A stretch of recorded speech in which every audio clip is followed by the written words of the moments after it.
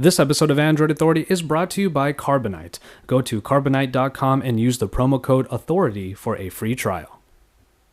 The Nexus 5 rumor train keeps on rolling. Google TV goes by way of Google Talk, and our screens start to bend to our wills. Hey, it's Josh Vergara from Android Authority. What's going on, everybody? And it's time for another dose of the week's top Android news. It's Android Weekly.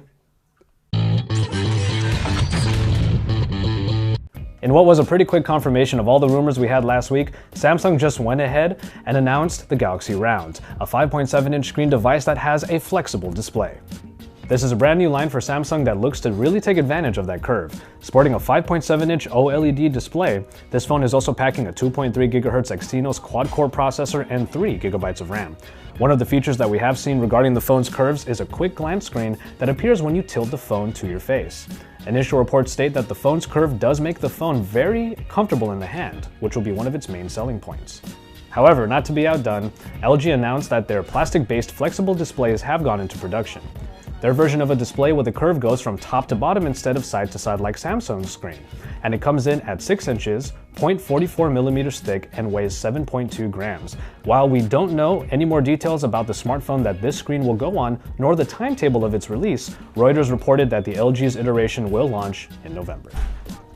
Okay, now we have a lot of rumors regarding Android and the new Nexus 5. However, we're going to start with the software and then move on into the hardware. Our first story is in regards to Google Hangouts. Sources state that the chat app will also become a messaging app fully integrating SMS and MMS. A few images spill the beans regarding a slight revamp accommodating these new features. It is unknown when this update will roll out, but we can expect the Hangouts app to override the messaging app in our Nexus smartphones, much like what happened to Google Talk. Speaking of revamps, we got a lot of news regarding Android 4.4 KitKat's main changes, and one of them will be in the Downloads application. It will get a better hollow look and allow for easier sorting and jumping among the list. Another picture reveals what this will look like ahead of the Android 4.4 launch. Another makeover is in the location settings area. Instead of some jumbled jargon of the original location settings screen, we get better toggles explaining which parts of the phone will be used to figure out just where in the hell you are. All of this information has yet to be confirmed, but we will say that these screenshots do pretty much look legit. Stay tuned to Android Authority when Android 4.4 KitKat launches and we'll have all the details ready for you. We started off the news week with what might be the biggest leak yet for the upcoming Nexus 5. An entire manual for the phone made it online and essentially told us everything we needed to know about what's running underneath the hood. The long 281-page document shows a lot of technical information, but the main bits we're all excited to know about made it in. The new Nexus smartphone will sport a 5-inch Full HD IPS display, the Snapdragon 800 clocked in at 2.3 GHz, weigh 139 grams, and feature an 8-megapixel camera that features optical image stabilization. From what I know so far, the manual has been taken down from the post that we had on Android Authority, but if you look hard enough online, I'm sure you still will be able to find it. Another pretty substantial leak shows us more pictures of the smartphone along with more Android 4.4 pictures. A tipster reported that the phone is a little bigger than the previous Nexus 4, but isn't at all heavier. Dual stereo speakers will make for a very good audio listening performance too. As far as the user interface goes, some aesthetic changes include the newly translucent notification bar and a camera icon that can be swiped in the lock screen to easily enter the camera app. The app launcher icon has been changed as well, while the app drawer itself has been given an even cleaner look with a 5x4 icon grid. Google Now has been updated to allow for more ways to access the search. For one thing, you can just say, "Okay Google," while in the home screens and it'll pop right up. Finally, we see a couple new additions in the settings menu in the form of a tap and pay for utilizing NFC to make payments from your phone, and then the cloud printing feature that was previously reported on. There are a ton of changes coming in Android 4.4 KitKat, and we know that all of this information are all still rumors. However, we might actually be getting some confirmations very soon. The Nexus 5, or perhaps it may be called the Nexus 4 2013 edition, looks to have an announcement date of October 15. Apparently, the news was slipped during a recent event Google hosted for startups, where developers reportedly teased key lime pie, even though we all know it as KitKat now. Technically, we won't know any real information until perhaps October 15th rolls around, but if it does happen to be the day that we find out about the Nexus 5 and Android 4.4, we'll have all the information ready for you at androidauthority.com. We finally move on from these rumors with some real announcements of a couple new Chromebooks.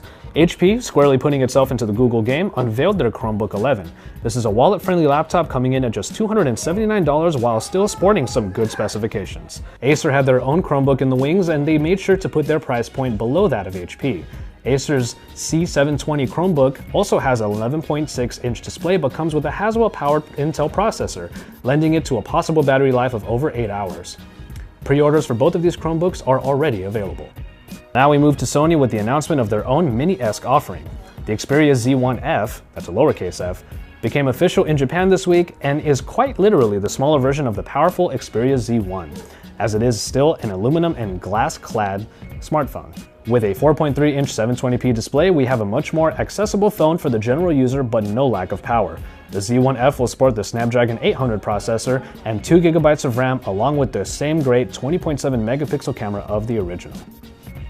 It looks like Google wants to drop the Google TV name and somewhat change it up. According to GigaOM, confirmation of a name change sees Google TV become Android TV. This isn't the only place we've seen such a change, however, as some current smart TV offerings don't explicitly say Google TV, but instead say access the latest Google services for TV. While we are still waiting for the actual announcements regarding the changes these services will get, this is certainly one main start. And finally, we end on rumors regarding the Samsung Galaxy S5. We are moving more and more into the general season for the S5, and it looks like along the way, we're going to be seeing how the Galaxy S5 is a more complete offering than ever. Despite rumors that the Galaxy Note 3 will be made into a ruggedized or active version, a report from a Korean website states that the Galaxy S5 will have water and dust resistance right out of the box, eliminating the need for an active version. Without more substantial details, this rumor is somewhat supported by the fact that the Galaxy S4 Active was actually a pretty popular phone, perhaps popular enough to make Samsung change their tune a little bit. And the Galaxy S5 might be getting a bumped up release schedule than was originally expected. It has been reported that Samsung might be announcing the phone in January with a release date of just 1 month later. Rumors like this always come up, but with Samsung unhappy with their S4 sales numbers, getting the next version ready sooner than later might make some sense. What we are interested in hearing is that Samsung's move to 64-bit processing is very likely in the S5's future. An Exynos 5 Octa 5430 processor capable of 64-bit was also reported along with a 16-megapixel camera with OIS. Even if we are quite a ways off from the Samsung Galaxy S5, we shouldn't be surprised to see that rumors are starting up even this early in the game. And so, there you have it for this edition of Android Weekly. As always, the written post can be found in links in the description below for all of the stories that were covered in this video. Drop us a like if you liked this week's news, and don't forget to subscribe to our channel if you haven't already. We have a lot of other great weekly shows like Google Play Weekly and Q&A, both hosted by Joe Hindi. On top of all of that, Android Authority has all of the best coverage for you because we are your source for all things Android.